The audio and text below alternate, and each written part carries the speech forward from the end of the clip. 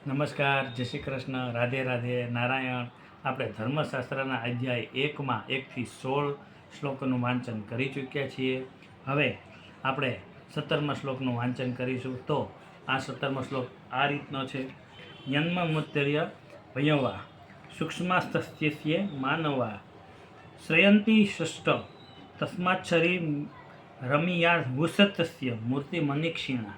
એટલે કે બ્રહ્મના શરીરના 6 સૂક્ષ્મ અવયવો આનો આશ્રય કરે છે, તેથી વિદ્વાનો તે બ્રહ્મની મૂર્તિને શરીર કહે છે. વળી આવી શરીર શબ્દની વ્યુત્પત્તિ કહીને પૂર્વાયોગ ઉત્પત્તિને જ દ્રઢ કર્યા છે. અહીં શરીર શબ્દ કેવી રીતે આવ્યો? અહંકાર અને 5 તન્માત્રાઓ બની અને જે બ્રહ્માના આશ્રયમાં બને છે એ શરીર રૂપી બને છે.